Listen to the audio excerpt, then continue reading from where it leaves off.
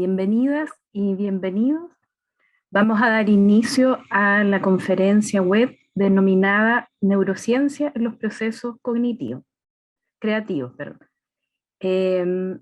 ¿Quién va a estar a cargo? La expositora Nicole Altamirano Yáñez, magíster en psicología de la Universidad de Concepción y estudiante de doctorado de salud mental de la Universidad de Concepción. Actualmente Nicole es académica de la Universidad de San Sebastián, Chile. Es más importante comentar que esta actividad de divulgación se enmarca en el proyecto de extensión académica titulado Digitalización y virtualización del proceso creativo en las performances artísticas contemporáneas, a cargo del doctor Esteban Cárdenas Pérez, en codirección del doctor Marcelo Sánchez Rogel, y quien les habla, la profesora Andrea Tapia Figueroa. Todos somos académicos de la Universidad de Concepción. Además, esta actividad cuenta con el patrocinio de la Vicerrectoría de Relaciones Institucionales y Vinculación con el Medio de la Universidad de Concepción, Chile. Estamos muy gratos de que se hayan conectado. Y antes de darle el paso a Nicole, quisiera pedirles que todas aquellas consultas, ciertas dudas o comentarios que vayan surgiendo los pueden ir redactando en el chat, o cuando finalicemos, ¿cierto?, esta conferencia también podemos activar nuestros micrófonos y poder hacer los comentarios correspondientes, ¿ya? Así que bienvenida Nicole, muchas gracias por tu tiempo, por darnos este espacio con esta temática tan interesante. Muchas gracias por la presentación. Bueno, hoy día me toca hablar sobre el tema de la neurociencia y la creatividad. Ya vamos a entender claramente este concepto de la neurociencia como el estudio científico, ¿cierto?, de los procesos cognitivos del cerebro, procesos cognitivos superiores y básicos. La creatividad, ¿cierto?, se enfoca dentro de este proceso cognitivo superior propio del ser humano. Aquí se me... Perfecto.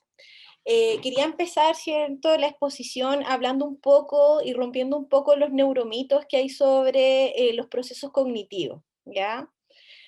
Siempre se ha hablado un poco de que nosotros tenemos dos hemisferios cerebrales, ¿cierto?, el derecho y el izquierdo, y siempre se ha descrito esta diferencia cerebral por hemisferio en base a que el hemisferio izquierdo, ¿cierto?, sería un hemisferio mucho más racional, mucho más analítico, que puede hablar, ¿cierto?, en donde se pueden encontrar principalmente aquellas zonas que se vinculan con la expresión y la comprensión del lenguaje.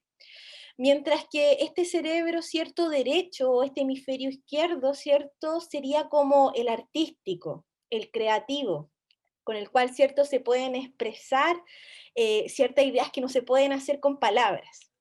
Sin embargo, esto está basado, lamentablemente, en un neuromito que surgió, ¿cierto?, a partir de estudios en cerebros divididos. Nosotros, ¿cierto?, la mayoría de todos, ¿cierto?, tenemos un cuerpo calloso, que es una estructura en el cerebro que une, ¿cierto?, ambos hemisferios cerebrales, es decir, que les permite comunicarse. Los estudios, ¿cierto?, realizados en pacientes con epilepsias fueron estudios en donde se les extrajo quirúrgicamente este cuerpo calloso. No sé si ustedes pueden visualizar cuando yo hago o punteo algo. Eso me interesaría y no lo probé. Sí, Ahí sí. Ah, perfecto. ¿Ya? Se les extrajo quirúrgicamente esta estructura cerebral, ¿ya? El cuerpo calloso. Por lo tanto, se pudo hacer una descripción del funcionamiento por hemisferio. Se dieron cuenta, ¿cierto?, que había un cerebro más analítico versus uno más creativo. Sin embargo, esta información se extrapoló de alguna manera a personas, ¿cierto?, que no sabían un poco de neurociencia, y se produjo, ¿cierto?, de que se hiciera esta distinción entre los hemisferios cerebrales, pensándose, ¿cierto?, que al final la creatividad estaba en este hemisferio derecho, ¿ya? Hoy en día sabemos que no es así, que todos contamos con un cuerpo calloso que permite la intercomunicación cerebral, ¿ya? Hay que recordar como primera instancia igualmente que la unidad mínima, es decir, la unidad microscópica del cerebro es la neurona. y que la neurona se conecta con millones de otras neuronas. Por lo tanto, el funcionamiento cerebral siempre es integral, ¿ya? Teniendo ese principio básico claro, es que vamos a hablar hoy día, ¿cierto?, de los principales resultados de neurociencia con el tema de la creatividad. En el último tiempo se han publicado, en los últimos 10 años, más de 850 artículos relacionados con neurociencia y creatividad. ¿Ya? Esta abundancia de investigaciones no se había visto anteriormente, ¿ya? Se ha triplicado la cantidad de información que tenemos respecto a la neurociencia y cómo funcionan los procesos creativos a nivel cerebral. En primera instancia, antes de abordar, ¿cierto?, estas investigaciones y poder discutirlas entre nosotros, quiero que tengamos un concepto básico de lo que vamos a entender por proceso creativo. Hay que recordar, ¿cierto?, que la creatividad se relaciona con la capacidad que poseen las personas, ¿ya?, para producir ideas originales. Y a partir de esto, ¿cierto?, originar un material, pero que este material sea útil, ¿ya?, que pueda ser utilizado en el contexto en el que se está creando. También, desde otro punto cognitivo, tiene que ver con la resolución de problemas. Por lo tanto, la creatividad no solamente se ha estudiado en el ámbito artístico, también se ha estudiado, ¿cierto?, en el cómo las personas pueden resolver problemas de la vida cotidiana. Sin embargo, desde el punto de vista cognitivo general, vamos a entender la creatividad como esta capacidad, obviamente de orden superior, que sirve para evaluar, analizar y sintetizar para crear nuevos conocimientos. Ahora, aquí empezamos con las problemáticas respecto al concepto de creatividad, porque ese es el concepto general. Sin embargo, los distintos estudios que se han analizado tienen distintas perspectivas de lo que se entiende por creatividad. ¿Qué quiere decir eso? Principalmente, los estudios se han centrado en la creatividad como pensamiento divergente. Eso quiere decir como la capacidad que nosotros tenemos de resolver problemas, pero de forma creativa, ¿ya? Para ello, por ejemplo, se han utilizado tareas como dar un artículo, un objeto de la vida cotidiana que generalmente tiene un solo uso, por ejemplo, una aguja, y preguntarle, ¿cierto?, a las personas qué otro uso le podrían dar a este material. Desde ese aspecto, ¿cierto?, se evalúa, por ejemplo, la cantidad de respuestas que dan y la creatividad o la originalidad de las ideas que presentan, ¿ya? También se ha analizado desde una producción creativa, es decir, de producir un trabajo original, útil o adaptado a la tarea. Sin embargo, esta metodología de estudio ha sido un poco criticada por el nivel de subjetividad que se plantea, ya que si uno tiene una producción artística o una producción creativa, por ejemplo, la evaluación se realiza desde jueces expertos. ¿Qué quiere decir eso?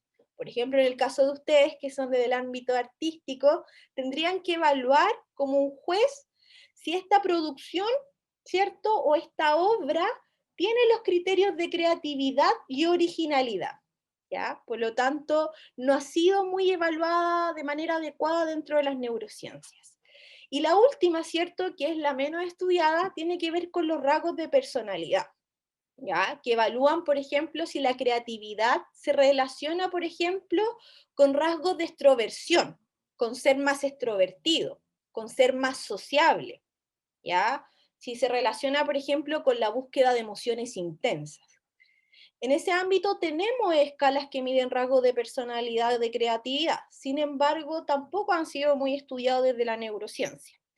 La principal temática o concepto que se ha estudiado es pensamiento divergente y cognición creativa.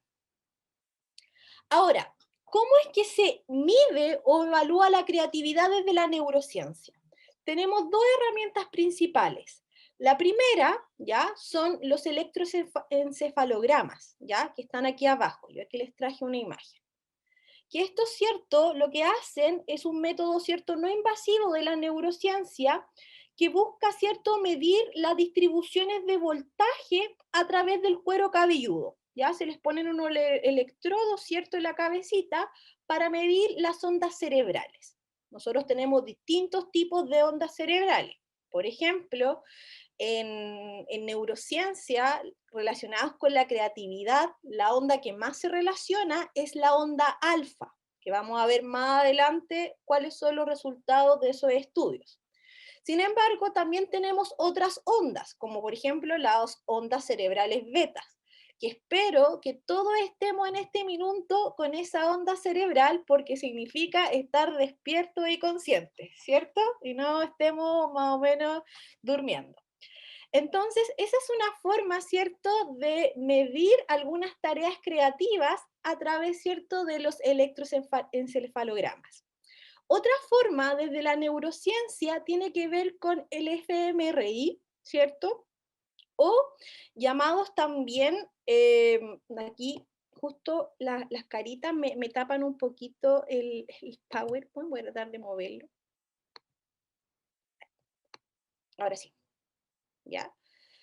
Que son estas máquinas de resonancia magnética funcionales, ¿ya? Estas máquinas, como ustedes saben, tienen un imán gigante. Por lo tanto, aquí ya nos encontramos con ciertas restricciones a la hora de medir la creatividad. ¿Por qué? Porque nosotros no podemos entrar con ningún instrumento. No podríamos, por ejemplo, pedirle a un artista de música, ¿cierto? A algún pintor que entre con un cuadro y algunos objetos y cree, ¿cierto? Alguna obra o escriba alguna poesía. Eso no se puede hacer dentro de este ámbito. ¿Por qué? Porque claramente dentro de esos lugares no podemos entrar con este tipo de indumentarias. Ese es la primera limitante, ¿cierto?, del tema de evaluar la creatividad o las tareas de creatividad a través de fMRI. El electroencefalograma también tiene dificultades, porque el electroencefalograma es muy sensible. Por lo tanto, cualquier movimiento de motricidad, es decir, por ejemplo, pedirle a un sujeto que pinte o que escriba mientras, cierto, se le está haciendo el examen, eso podría interferir en identificar la onda cerebral. ¿Y en dónde, cierto? ¿Y en qué áreas se están dando en mayor parte? Entonces, en ese sentido, en ambas, ¿cierto? En ambas metodologías de estudio, lo que se hace es pedir, por ejemplo, que la persona se lo imagine, ¿ya? Que lo logre crear en su cabeza. Si se les pide, por ejemplo, la creación de una poesía, que la vaya, ¿cierto?, pudiendo crear en su cabeza y conversándola. O que si se le pide, por ejemplo, imaginar un cuadro, que lo haga, ¿cierto? Pero no se le pide en ningún sentido que lo pueda realizar en vivo y en directo. Esas son unas limitaciones muy importantes a la hora de considerar el tema de la neurociencia en relación a la creatividad.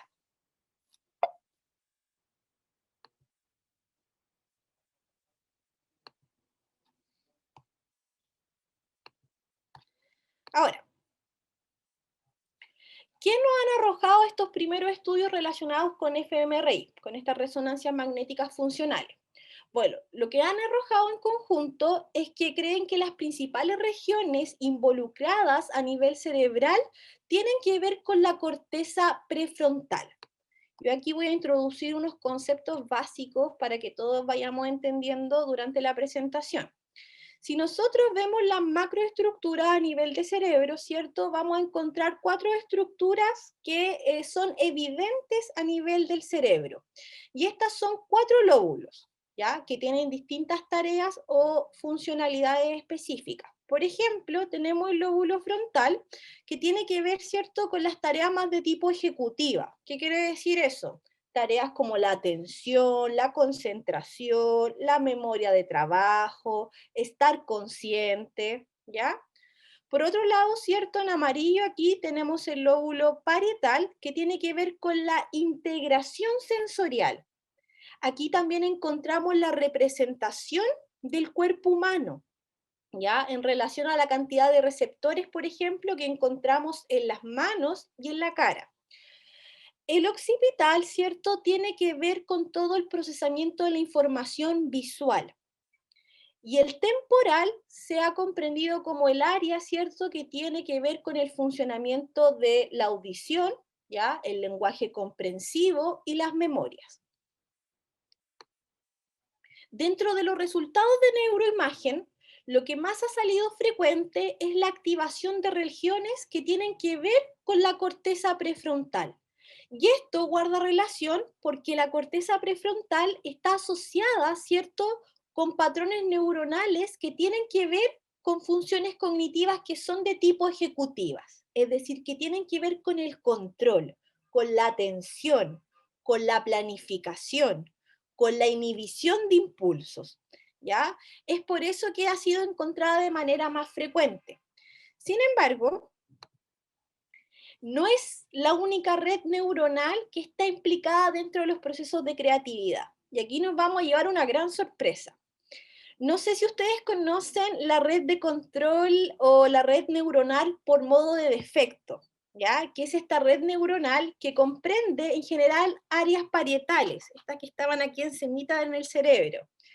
Esta área, ¿cierto?, de la red de control, ¿cierto?, o la red, mejor dicho, neuronal por defecto o predeterminada, es aquella red, ¿cierto?, que en un momento se encuentra activa cuando las personas, por ejemplo, andan en modo automático. No sé si a ustedes les ha pasado de repente que sienten como que van caminando y no van pensando en nada. Y uno diría, ya en ese momento el cerebro no debe estar haciendo nada. Sin embargo, nosotros tendemos a funcionar en piloto automático gracias a esta red neuronal por defecto, como que sigue haciendo, como nos sigue manteniendo vivos, así como sigue tu proceso automatizado, ¿ya?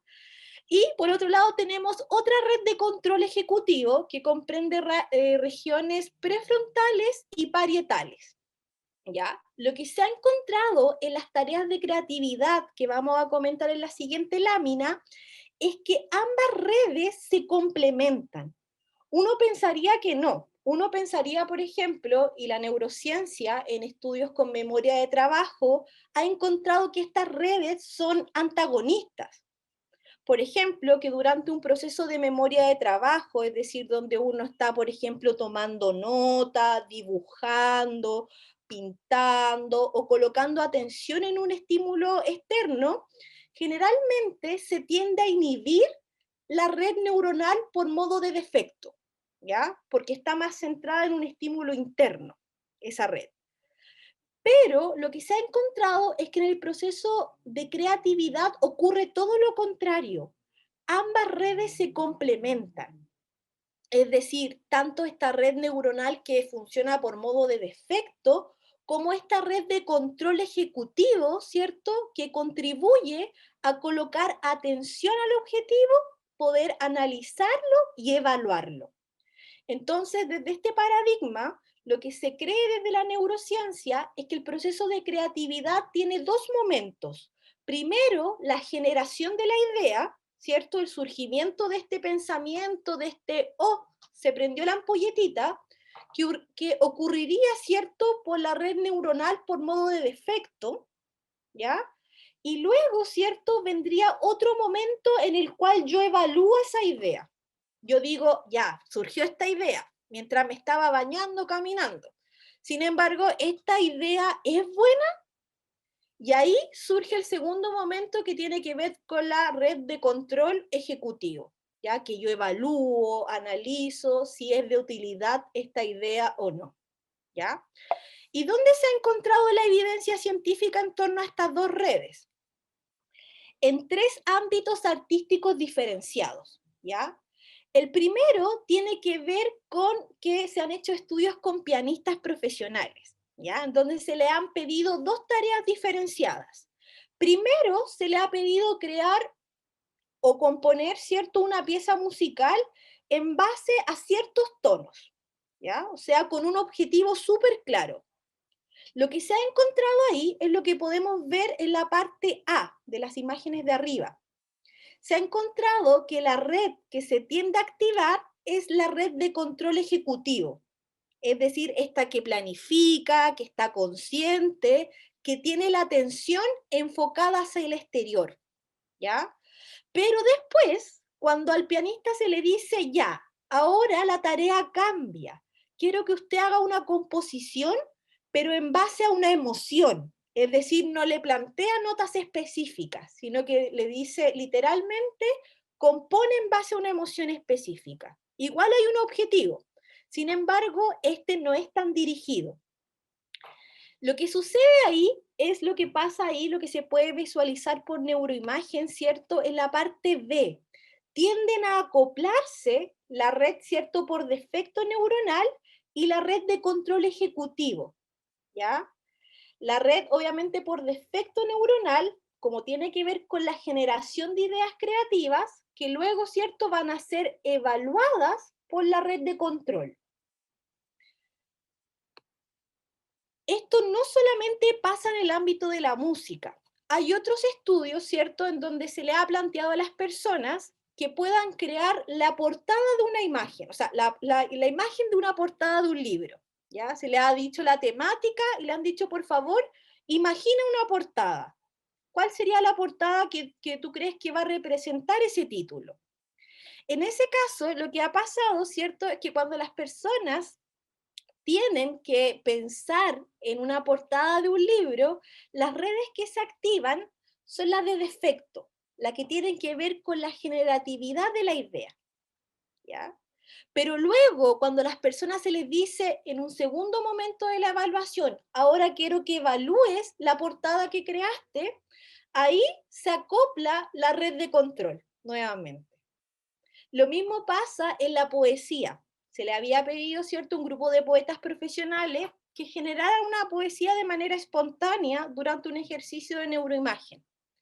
En primera instancia, solamente se coloreó en el cerebro, ¿cierto?, estas redes por defecto, ¿ya? Esta conciencia más interna.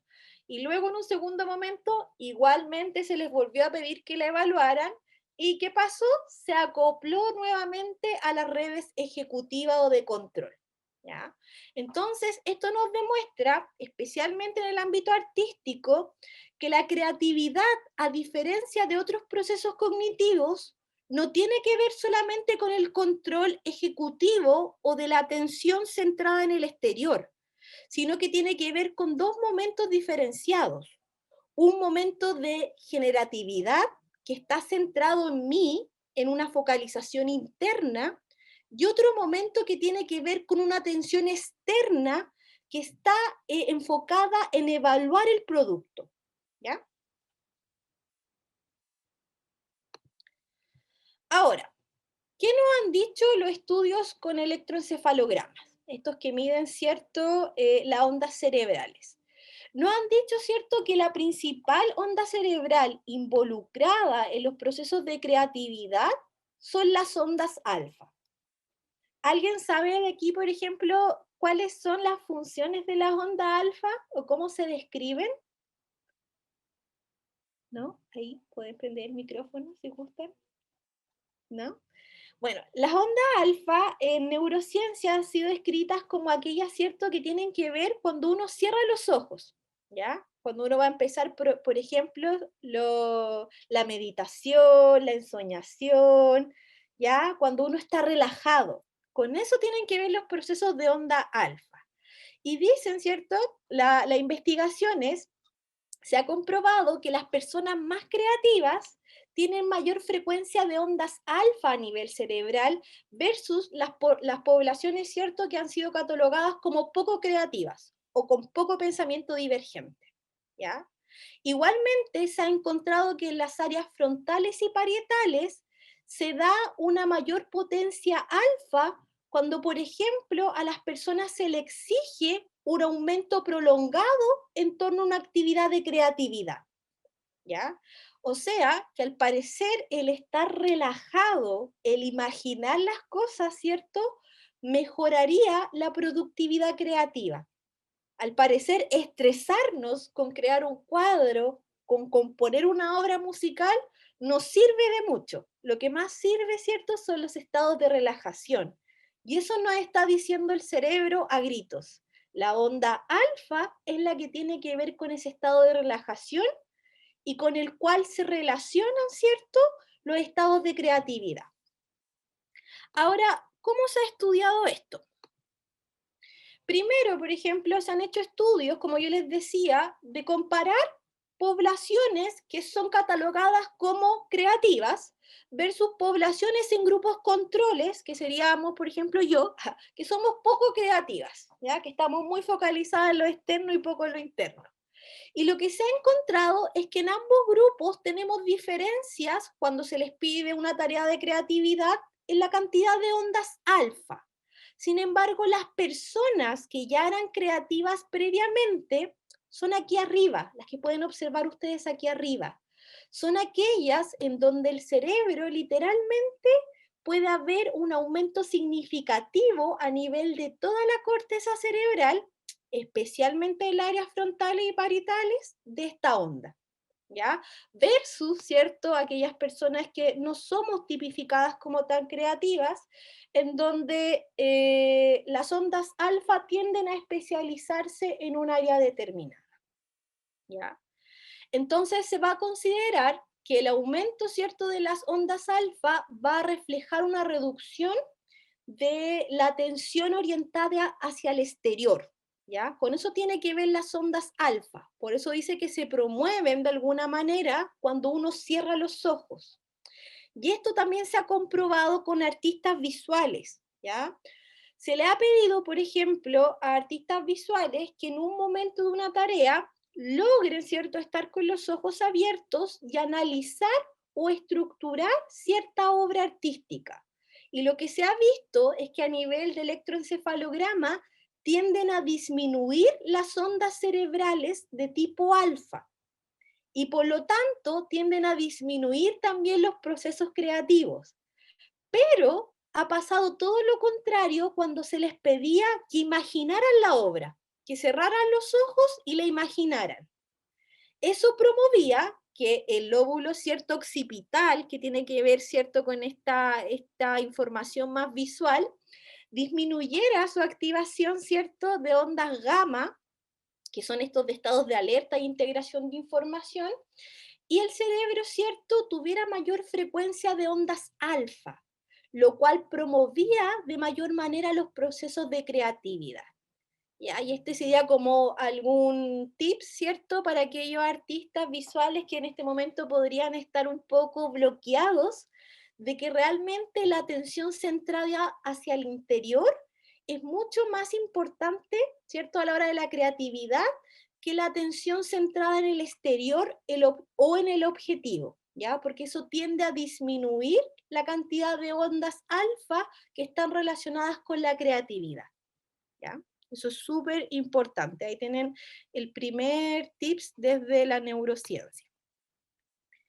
Claramente, yo no me puedo alejar de la temática de la creatividad no hablando de la salud mental, ¿ya? Que ahí es por donde va mi área de especialización. Se ha encontrado evidencia bastante contradictoria, ya eso generalmente pasa de repente en las ciencias.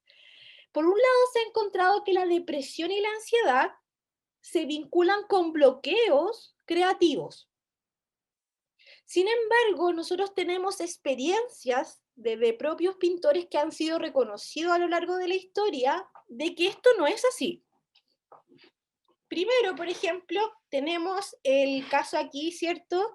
Yo creo que ustedes pueden reconocer mejor que yo estas pinturas de Picasso, ¿ya? De su llamado periodo azul. Ahí me pueden, ¿cómo se llama esto? Si me equivoco en alguna palabra, me avisan, ¿ya? Este periodo, ¿cierto? Tiene relación cuando ocurre un hecho que para Pablo Picasso fue significativo, que tenía relación con la muerte de un amigo, ¿cierto? Y en este periodo él empieza a pintar todas sus obras, ¿cierto? De este color, en esta paleta de colores. Por lo tanto, vamos a decir que aquí la depresión no produjo un bloqueo creativo, sino que tiñó de alguna forma la obra de este autor. Pero hay otra evidencia, ¿cierto?, que arroja que la depresión sí puede ser un bloqueo creativo, porque la depresión tiene que ver con la anedonia. Y la anedonia es esta sensación de no querer hacer nada, de no tener motivación, de no tener energía. Y nos falta un tercer componente de la neurociencia que tiene que ver con la motivación y la energía, porque claramente La creatividad necesita de motivación y de persistencia, ¿ya? Así que vamos a ver después de esta lámina la dopamina. Otros efectos de la salud mental tenemos la esquizofrenia, ¿ya? En la época, ¿cierto?, en la que vivió Van Gogh, todavía el análisis de la psiquiatría no iba tan avanzado. Por lo tanto, nosotros tenemos sospechas de los diagnósticos que podría haber tenido a nivel psiquiátrico este pintor. Se sospecha de que pudo haber tenido trastorno bipolar, ¿ya? De que pudo haber tenido esquizofrenia, ¿ya? ¿Y por qué se cree que pudo haber tenido esquizofrenia? Esto tiene que ver con que las personas que sufren de este trastorno tienden a tener un pensamiento más divergente, o sea, pensamientos más raros o inusuales. Y a los pacientes que se le trata con antagonistas de la dopamina, que vamos a ver que es un neurotransmisor que tiene que ver con el placer y con la recompensa, tienden a disminuir sus procesos de creatividad. Es decir, tienden a tener menos pensamientos divergentes, creativos. Y ahí es donde vamos a hacer la conexión entre salud mental y el tema que viene a continuación de la dopamina. Otro componente a nivel neurocientífico que se ha encontrado que se vincula con la creatividad es la dopamina. Y la dopamina está asociado al comportamiento de explorar y de buscar cosas nuevas. Pero principalmente es el neurotransmisor que nos entrega el placer y nos entrega la recompensa frente a una conducta. Y esto es súper importante, porque la creatividad, es decir, realizar obras, generar ideas nuevas, es una situación que la psicología considera que entrega placer. Por lo tanto, que está muy relacionada con los caminos de la dopamina a nivel cerebral. ¿Cómo se ha llegado a la conclusión de que la dopamina influye en los procesos creativos? Se han hecho estudios en artistas, ¿ya?, en pintores profesionales que sufren de Parkinson, ¿ya? El Parkinson tiene que ver con una enfermedad neurodegenerativa que afecta principalmente la sustancia negra del sistema dopaminérgico. Cuando nosotros queremos tratar el Parkinson, se les da cierto un medicamento en base a dopamina, ¿ya?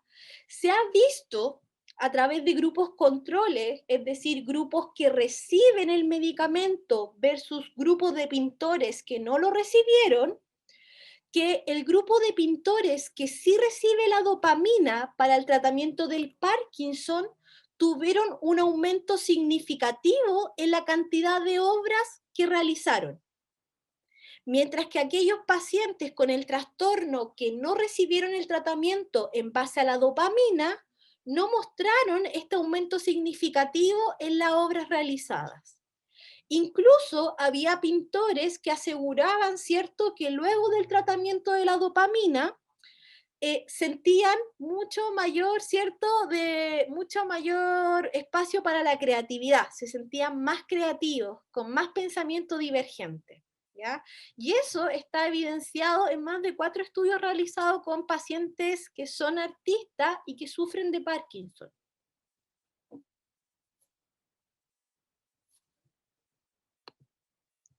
Ahora, ¿por qué la creatividad, cierto, tiene que ver con la dopamina? ¿Cómo es la explicación a nivel cerebral? Nosotros ya sabemos, ¿cierto?, que la principal área involucrada un poco tiene que ver con estas redes circuitales, ¿cierto?, que se encuentran en la corteza cerebral. La corteza cerebral es esto que está por aquí encima, ¿ya? Sin embargo, también hay redes subcorticales que influyen en la distribución de la dopamina a nivel cerebral. La creatividad es una habilidad cognitiva que necesita de la motivación. Ya, yo les decía al principio que para ser creativo hay que ser bien persistente. Ya, para tener una idea original, este momento de insight, de que se me prende la ampolleta, uno necesita ir evaluando diversas ideas, ¿ya? Por lo tanto, un importante estímulo tiene que ver con el sistema de recompensa que es manejado por la dopamina, ¿ya? La dopamina regula principalmente las recompensas de tipo interna. ¿Qué quiere decir eso? Tienen que ver aquí con el sistema límbico, con el sistema de las emociones. Nosotros, ¿cierto? En psicología reconocemos dos tipos de motivaciones. La motivación interna, esa motivación que viene del yo lo voy a hacer porque me gusta, porque quiero, porque me da placer, ¿ya? Porque soy bueno. Y la otra motivación tiene que ver con la extrínseca, que se da más a nivel de corteza cerebral, a nivel frontal, que tiene que ver con esa en donde yo digo, ya, lo voy a hacer, pero ¿cuáles son las consecuencias? ¿Me van a dar un diploma? ¿Me van a certificar? ¿Tengo algún tipo de recompensa monetaria? ¿Vale la pena o no vale la pena? Eso se llama motivación intrínseca y está relacionada con la corteza cerebral, principalmente con las áreas frontales. Pero cuando nosotros queremos hacer un proyecto, no porque nos vayan a pagar millones, sino que lo hacemos por placer, por emoción, eso tiene que ver con la dopamina, ¿ya? Y la creatividad se ha relacionado mucho con esta motivación interna que regula las emociones.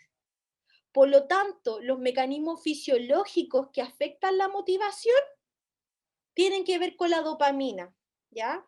No tienen que ver con esta motivación más extrínseca. Por lo tanto, por eso es tan importante, ¿cierto?, los caminos de la dopamina que van desde el sistema mesolímbico hacia la corteza frontal, porque estos van a ser los que van a impulsar, lo que van a motivar la conducta, y además de eso también nos van a permitir relajarnos, nos van a permitir flexibilizar, es decir, si esta solución no sirvió, entonces voy a hacer esta otra. Eso también lo permite la dopamina. Por eso se ha encontrado en las últimas revisiones científicas la importancia de esto. Bueno, en base a todos los estudios que hemos conversado, que espero que no haya sido muy agotador para ustedes de toda la evidencia científica, vamos a hablar entonces de algunos condicionantes que pueden modular la creatividad. Es decir, desde esta base neurocientífica que tenemos, ¿qué es lo que puede mejorarla? Primero, claramente estamos claros, ¿cierto?, de que la motivación es importante, pero que la creatividad tiene que ver con estados de relajación, con estados, ¿cierto?, de meditación. Los sueños son una fuente importante de ideas creativas. Entonces, el estar relajados motiva la creación, motiva la creatividad. Y es importante. Y esto debido, ¿cierto?, a las ondas alfa, como conversábamos anteriormente. Otros mecanismos también para regular la creatividad tenemos el deporte. Y eso tiene relación con la dopamina. Se han hecho varios estudios que han mostrado diferencias significativas en base a la dopamina de personas que realizan ejercicio versus otras que no. Y se ha visto que claramente el ejercicio se vincula con una mayor liberación de dopamina, que vimos que era el neurotransmisor principal de la creatividad. Pero también, ¿cierto? Las emociones regulan bastante la creatividad. Es decir, el tener o promover emociones positivas, ¿ya? Van a vincularse también a mejores estados de creatividad. El poder descansar de manera adecuada, el poder imaginar las cosas, el poder meditar, ¿ya? Puede obviamente mejorar el tema de los procesos creativos. Son cosas bastante básicas, pero la evidencia la demuestra en base a la neurociencia de que realmente sirve. Uno podría decir, ya, pero ¿qué tanto me va a servir cerrar los ojos? Bueno, cerrar los ojos al parecer influye bastante a nivel de creatividad. Imaginar las cosas, más que sobrepensarlas de manera externa, mejora los procesos creativos y eso está evidenciado. ¿Ya? Entonces, ¿a qué conclusión podemos llegar? Yo me quedé más o menos con la misma lámina que la había presentado al principio, porque después de todo lo que analicé en estos artículos, yo por lo menos me quedo con la idea de que el proceso de creatividad tiene que ver con una conectividad muy grande a nivel cerebral. no es una sola área la que está implicada en el proceso creativo, ¿ya? Sino que lo que se ha visto es que las personas creativas tienen una actividad integrada a nivel cerebral, en donde no solamente intervienen áreas corticales como el área prefrontal, sino que también intervienen a áreas subcorticales, es decir, que están debajo de la corteza, como el sistema límbico, ¿ya? Debido a los caminos de la dopamina. Entonces las personas, ¿cierto?, creativas son aquellas que tienen este funcionamiento más integral, que tienen mayor cantidad de conexiones, ¿ya? Que pueden hacer un procesamiento más integral de la información. Entonces, desde ese punto de vista, ya dejaríamos fuera, ¿cierto?, que el hemisferio derecho, el encargado del proceso de la creatividad, y lo veríamos como tal, como un proceso integral y complejo. Aquí les dejo algunas de las referencias, ¿cierto?, que utilizamos para hacer la presentación. Espero que le haya sido de interés, que obviamente si tienen dudas, este es el momento para conversar, para discutir.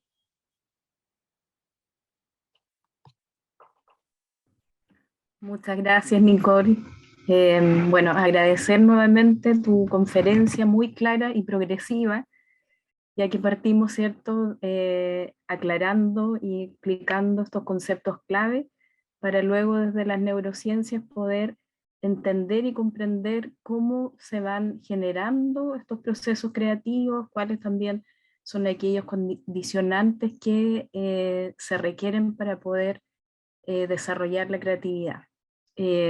Muy interesante realmente. Yo invito a los asistentes a poder realizar sus preguntas. Ahora tenemos el espacio para poder hacer comentarios, ¿cierto? O aclarar nuestras dudas.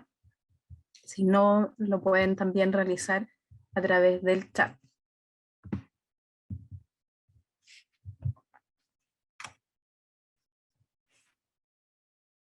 Joana.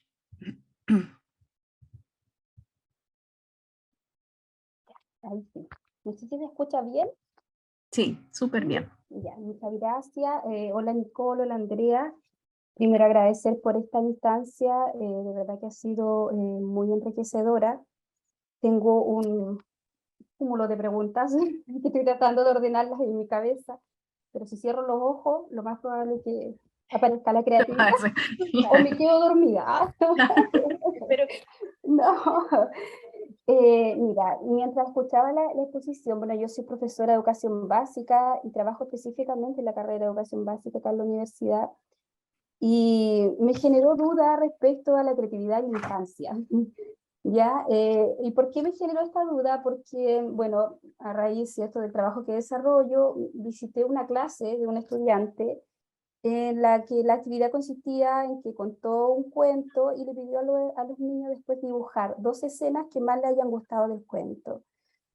Los niños se esforzaron muchísimo en dibujar, y luego cuando terminó la actividad les preguntó qué era lo que más le había costado hacer de la actividad en la clase, y ellos dijeron dibujar. Y después les preguntó qué era lo que más le había gustado hacer de la clase. Bueno, aparte de dibujar, hicieron otras actividades, y los niños respondieron dibujar. Entonces, yo vi ahí que en definitiva ellos asumen los desafíos, por supuesto, se les dificulta dibujar, pero aún así les gusta hacerlo. Entonces, ¿cómo logramos desarrollar la creatividad en los niños en un aula cuando necesitamos esta tranquilidad que mencionábamos de recién para que aflore esta, digamos, esta creatividad? Es como difícil un poco pensarlo en establecerlo en el aula, por ejemplo. ¿Cómo se logra eso?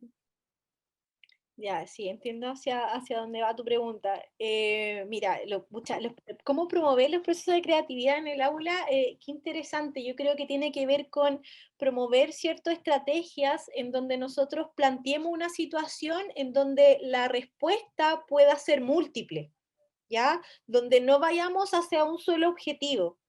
Ya desde el pensamiento divergente, desde la cognición divergente, es de donde se promueve la creatividad. Obviamente, si nosotros le planteamos a un estudiante una actividad que tiene como un objetivo único, eso lo que va a implicar, ¿cierto?, es que se active esta llamada red de control ejecutivo, que nosotros tratemos de dar respuesta de manera única a ese objetivo externo. Sin embargo, que no podamos ahondar tanto internamente porque el ambiente en parte nos está exigiendo, ¿cierto?, que cumplamos con la tarea. Entonces, de repente, el tema de ir viendo, por ejemplo, me imaginaba este cuento. Una forma alternativa de trabajar el pensamiento divergente es contarle un cuento que no tenga un final.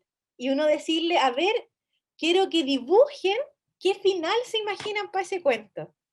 Y ahí lo que estamos haciendo es formulando, ¿cierto?, esta idea de que no hay una sola respuesta correcta, de que no hay una idea que guste más que otra, sino que puede ser múltiple y diverso y depende de la experiencia de cada uno.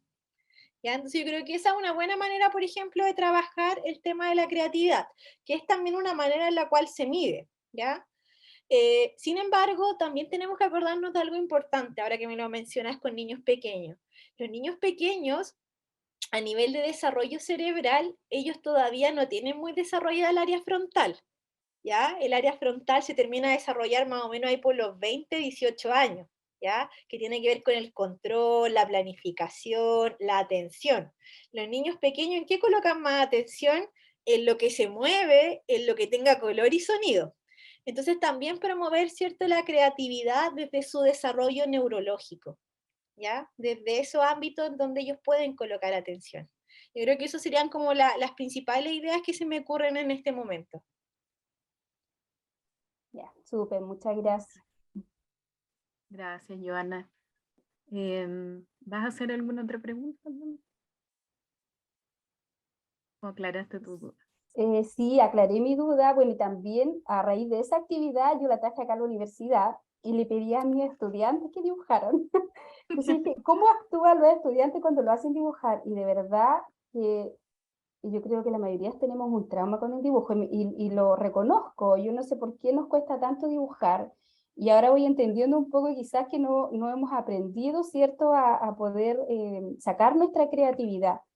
Y de verdad que siento que esto ha sido enriquecedor tanto para mí y quizás para poder transmitirlo con los estudiantes también, esta necesidad, ¿cierto?, de encontrar el espacio ideal para poder crear.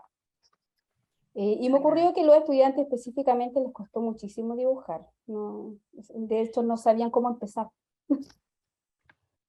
Está muy Gracias, enfocado en Joana. la evaluación, tal vez, por eso les cuesta tanto. Claro. Ay, claro, eso genera un nivel de estrés también. Sí, Y el factor ambiental.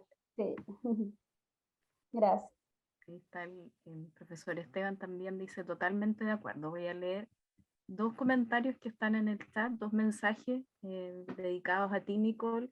Y Aileen dice, yo solo quiero agradecer por la gestión de esta conferencia y felicitar a Nicole. Realmente fue muy buena, clara e interesante presentación. Me encantó mucho. Y ahí un emoticón con estrellita. Y Margot, muchas gracias por la conferencia, por clarificar los modos de procesos creativos y terminar con el mito entre los hemisferios. Lo otro, los estados de tranquilidad para activar mejor los procesos creativos. Nancy Iriarte hace la siguiente consulta.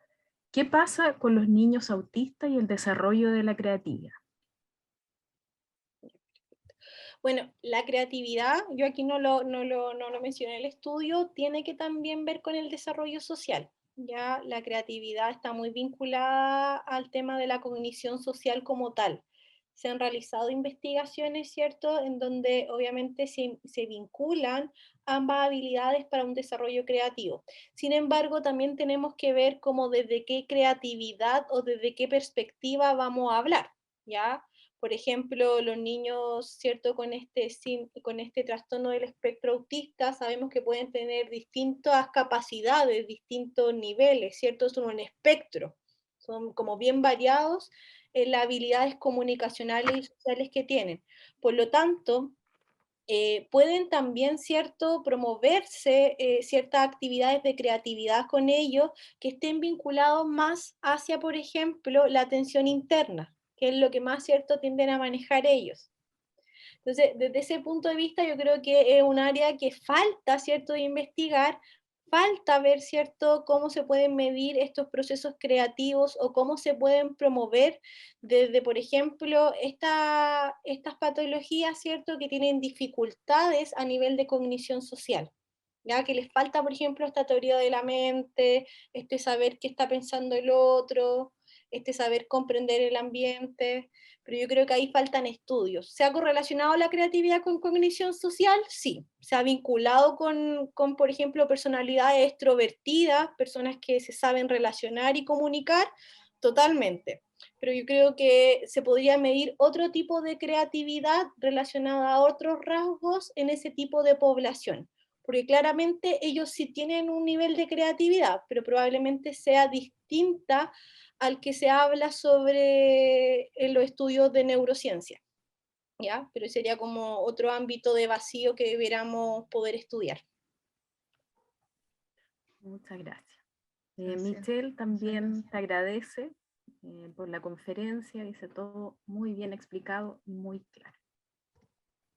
A mí me surge, porque, bueno, tú eres académica también de la Universidad de San Sebastián, y me gustaría como consultarte, actualmente, ¿qué lugar crees tú que tiene la creatividad en la formación inicial docente? La carrera docente.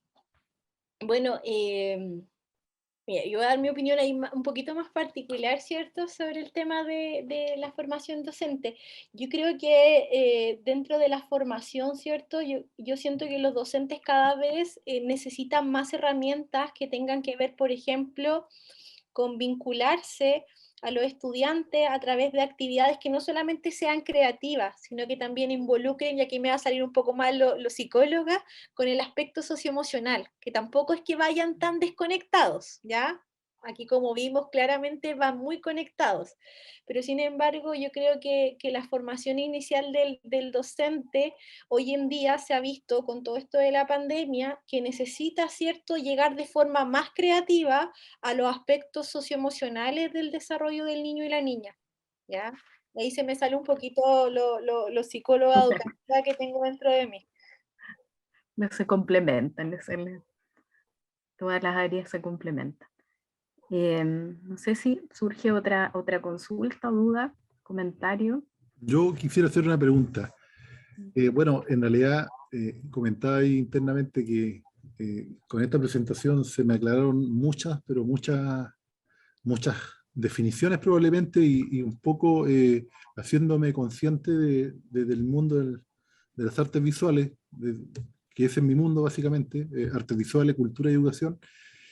Se me despierta un abanico de interrogantes más que certeza. Eso lo tengo que decir primero. ¿Ya? Estoy como entusiasmado. Incluso algunos dicen de que, por ejemplo, cerrar los ojos y experimentar con colores, de repente pareciera que todos tenemos temor a dejar volar nuestra impulsividad, justamente porque el formato en el cual nos encasilla la educación de alguna manera es para responder sobre la base de resultados. De hecho, uno es profesor y a veces uno quiere que las respuestas, como bien dice la profesora, sean unidireccionales, cuando en este mundo de los procesos creativos lo que deberíamos es cambiar el switch, como bien dice la profesora, a procesos más divergentes, multidireccionales. Mi pregunta está enfocada, usted habló un poco de los dos hemisferios, derecho e izquierdo, y a las luces de la neurociencia eso ya de alguna manera no es tan significativo. Pregunta, entonces, ¿por qué en este pleno proceso, cuando se empezó a hablar de las neurociencias, como que causó un boom, y por qué de alguna manera todavía no le hemos tenido, o sea, no le hemos dado el espacio para justamente en todos los procesos creativos que este concepto tenga mayor asidero? Yo siento que es tan importante lo que plantea, pero aún así no sabemos probablemente aplicar en base a actividades. ¿Cómo poder, insisto, reforzar este concepto? ¿Y por qué logra tanta importancia ahora más que antes? ¿O siempre ha estado presente? No sé. Bueno, uno tiene que ver con el acceso también al conocimiento y el tema de la base científica, ¿ya? Yo creo también que esto ha pasado, por ejemplo, me estaba acordando de un ejemplo que usted daba con el tema de los hemisferios cerebrales, de que esto, por ejemplo, a los que son docentes llegó mucho al aula, por ejemplo, el tema de las escalas de, no sé si lo recuerdan, las escalas de cuál es el estilo de aprendizaje del estudiante, del kinestésico, visual, auditivo. Y eso está out. Pero de repente, por ejemplo, espero que no haya nadie del ministerio, el ministerio lo pide, así dice, puede sacar el estilo de aprendizaje del estudiante, y uno es como, ya, pero eso no tiene base neurocientífica y eso no es real, porque el principio básico del cerebro es que funciona de manera integral. Por eso hoy en día, ¿cierto?, tenemos los diseños universales de aprendizaje, que buscan, ¿cierto?, llegar a esta diversidad neurocognitiva. El punto ahí parte en el que todo esto ha tenido un asidero dentro del sistema educativo. Por ejemplo, las escalas de inteligencias múltiples. Esa teoría me gusta bastante, pero tampoco tiene una base neurocientífica, porque uno, por ejemplo, no es que tenga una inteligencia artística. Si uno tiene una inteligencia artística, eso quiere decir que tiene, por ejemplo, fluidez verbal, que tiene fluidez, por ejemplo, a nivel de inteligencia temporoespacial, ¿ya? O sea, tiene una serie de otras funciones cognitivas que tributan a esa funcionalidad artística, porque el arte en sí mismo, por ejemplo, volviendo al tema, no es solamente una función cognitiva única, sino que se integra por otras que son más básicas y necesarias.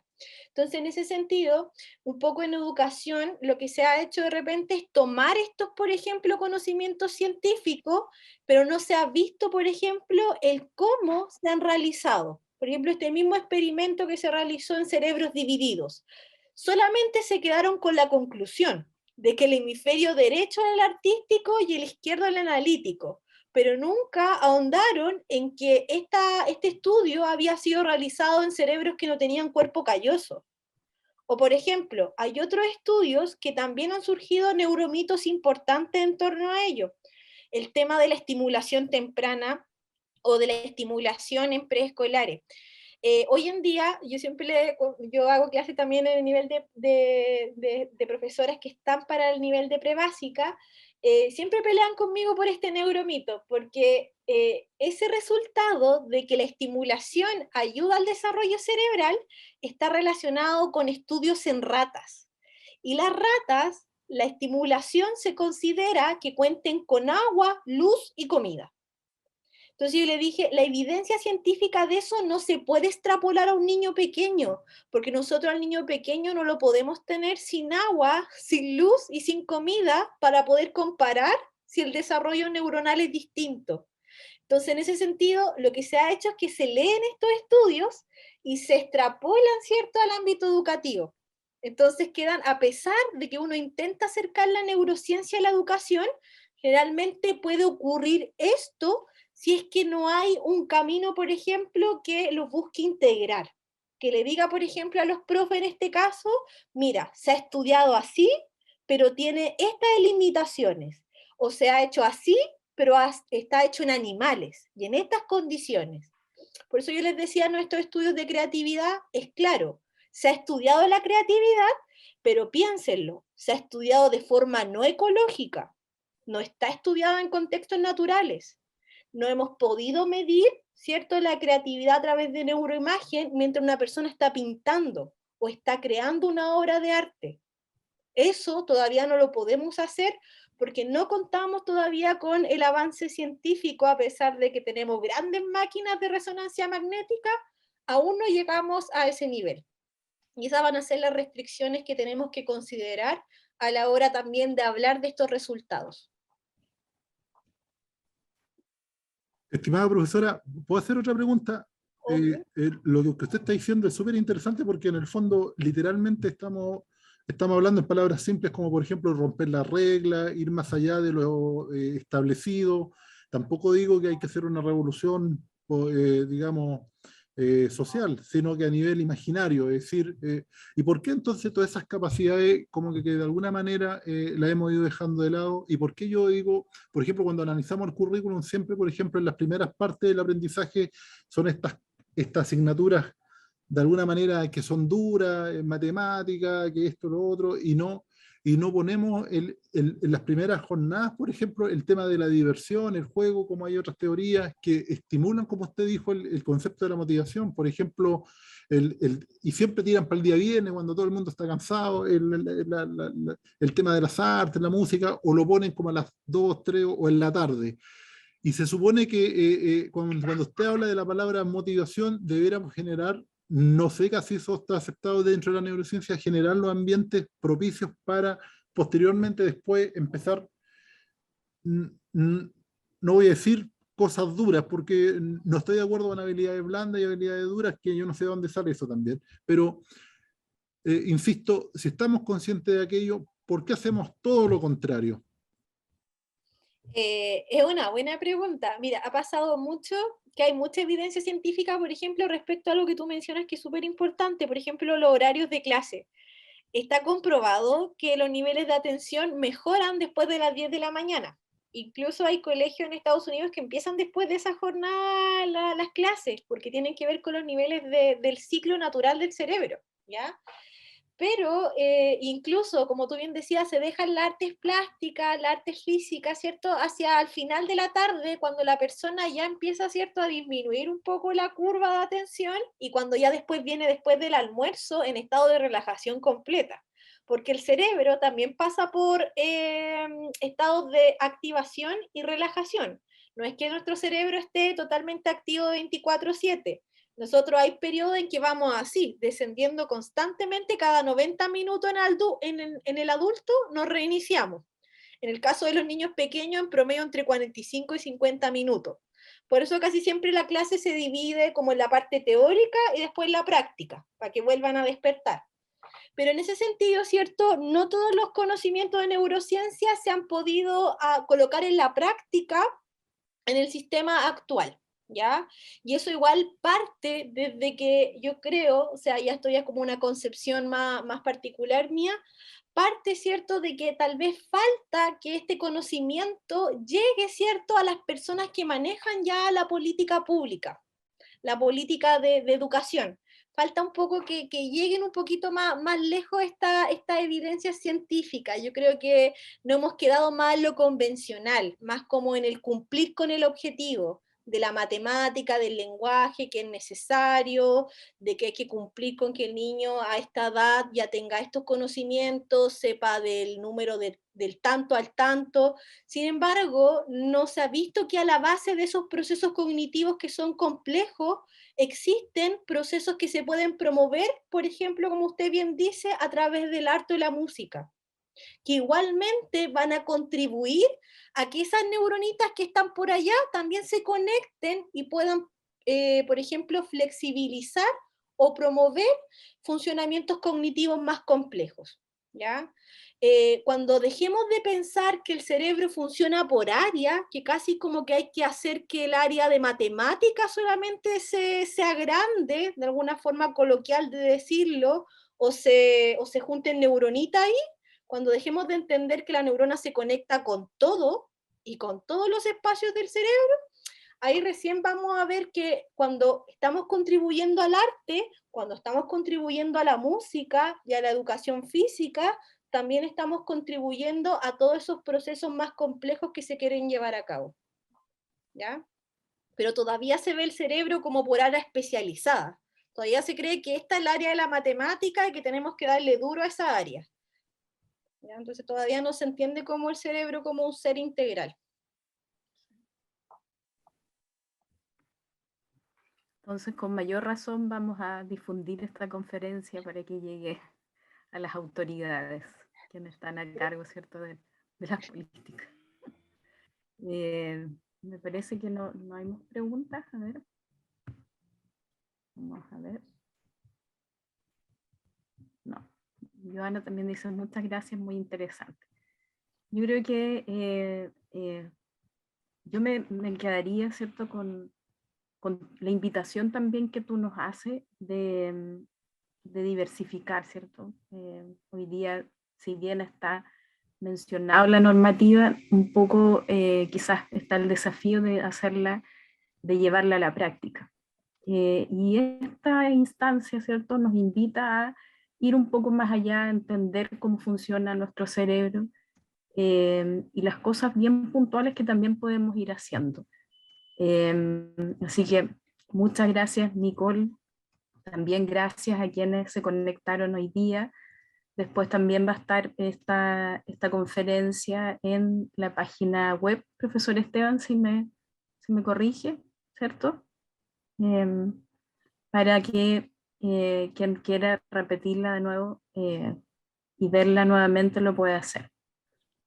También dice ahí el profesor Esteban, posteriormente compartiremos esta presentación por redes sociales.